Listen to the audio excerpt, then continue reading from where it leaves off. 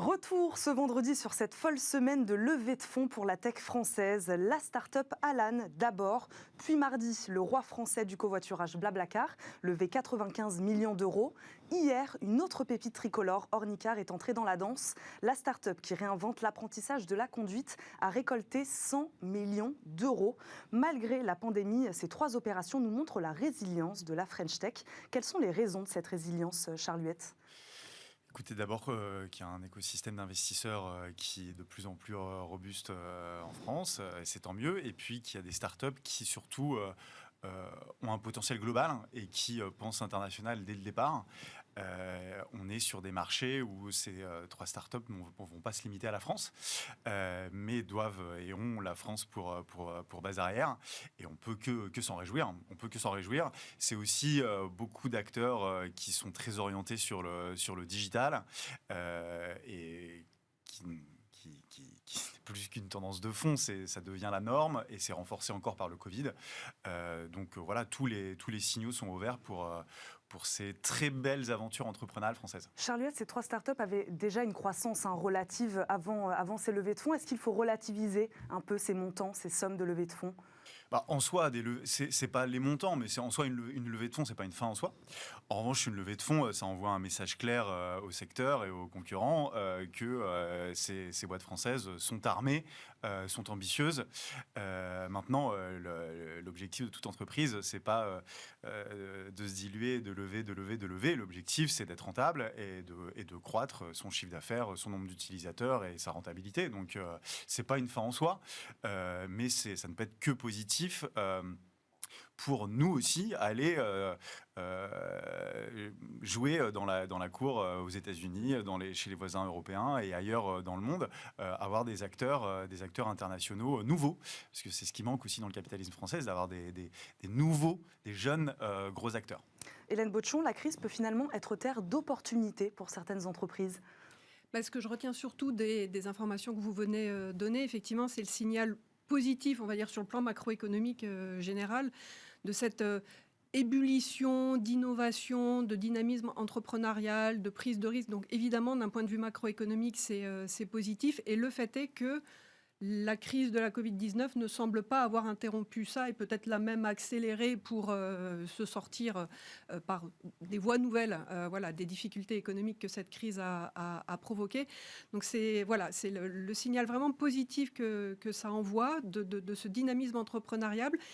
Des effets aussi positifs de l'écosystème français qui est souvent critiqué, on va dire, pour sa rigidité et pas assez, on va dire, favorable aux entreprises.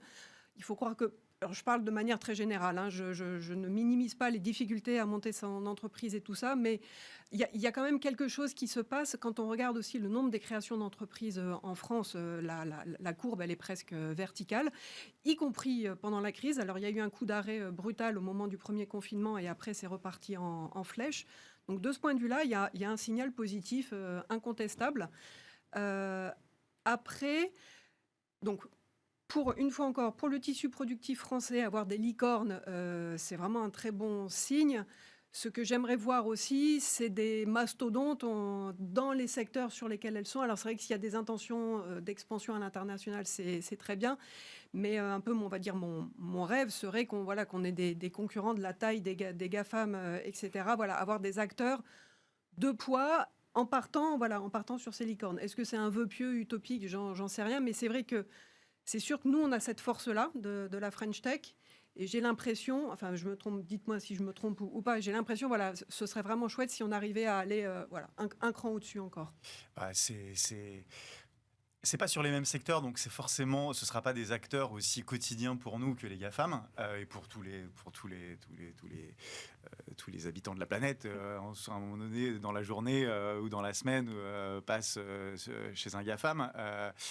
Là, c'est sur des secteurs un peu plus spécifiques.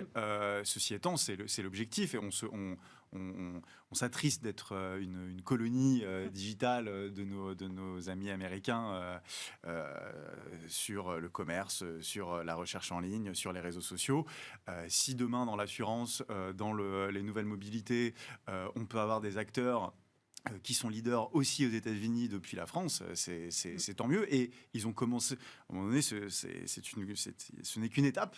Facebook et Google ont bien commencé quelque part, et ils sont peut-être, Alan, Blablacar et Ornicar, sur ce chemin-là. Donc, Charles Huët, on y croit à cette expansion à l'international? On sait que c'est quand même le point faible des startups françaises. Là, on y croit sur ces secteurs-là, sur ces startups-là? En tout cas, c'est indispensable pour qu'elles lèvent des fonds de ces montants-là. C'est ce qu'elles ont, c'est leur plan, c'est ce qu'elles ont vendu à leurs investisseurs, et elles y sont déjà pour une partie d'entre elles. Et c'est la condition en fait sine qua non pour une licorne, c'est de ne pas se limiter au marché franco-français, c'est de partir à l'international. Et puis c'est comme ça que c'est bénéfique aussi pour l'économie française. Donc il faut y croire et il faut les soutenir. On ne peut pas.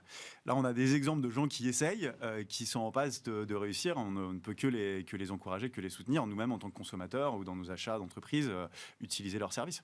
Hélène Botchon, Charles Huët a un peu abordé la question. C'est une bonne nouvelle pour notre souveraineté numérique parce qu'on est sur des secteurs digital. C'est une bonne nouvelle. Mais disons que oui, c'est une bonne nouvelle dans le sens où, une fois encore, là où on pense avoir un avantage, on va dire comparatif ou technologique, effectivement, il faut aller dans cette direction-là. Est-ce que ce sont des secteurs qu'on peut considérer comme sensibles ou stratégiques? Je ne serais pas en fait complètement capable de le dire ou de répondre à cet aspect-là des choses.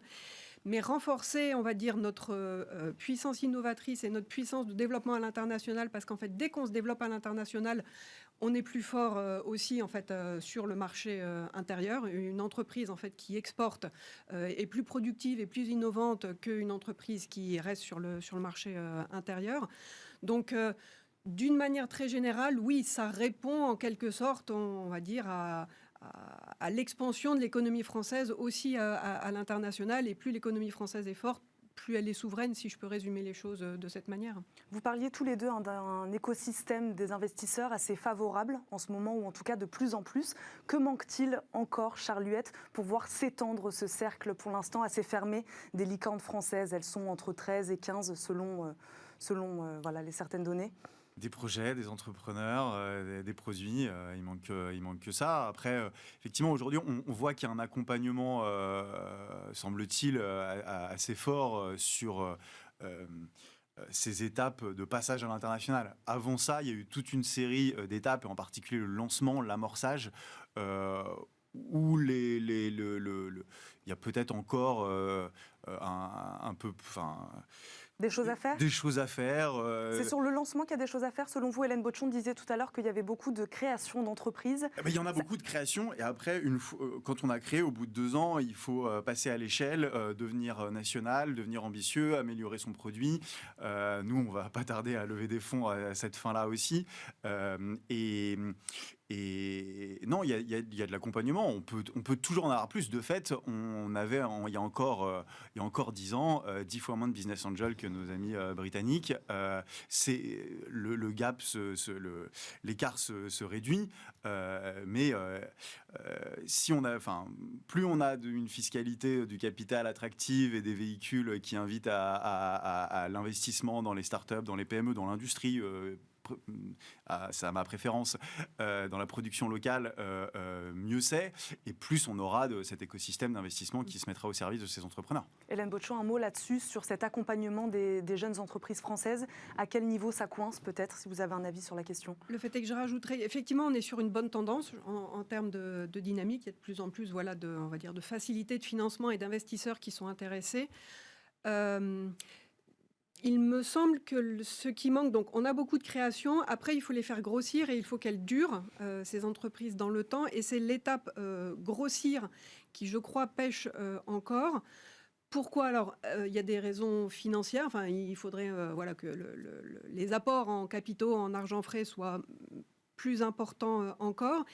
Et peut-être que les facilités d'embauche soient encore accrues, parce que qui dit grossir pour une entreprise, c'est embaucher des personnes, et donc faire en sorte que la décision d'embauche soit la plus facile possible. à la fois quand l'entreprise est en train de grossir et quand l'entreprise rencontre des difficultés, voilà, pour qu'il n'y ait aucune hésitation à embaucher. Donc des aspects financiers, des aspects administratifs aussi évidemment, parce que je pense que quand une entreprise grossit, ah oui, ça me fait penser aux histoires de seuil, plus une entreprise grossit, donc plus elle a des personnes, des effectifs importants. Il y a des seuils sociaux qui amènent à respecter un certain nombre d'obligations sociales, qui peuvent parfois freiner justement l'expansion, le développement d'une entreprise. Donc comment faire en sorte, je sais qu'il y a eu des efforts et des mesures pour reporter, on va dire, pas dans le temps, mais reporter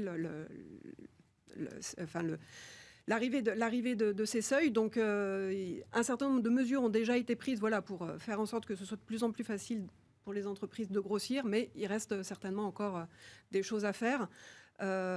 Et sachant que, voilà, travailler peut-être sur ces questions d'embauche, essentiellement, oui. Merci à tous les deux. Vous restez bien sûr avec nous. On passe tout de suite à notre premier débat.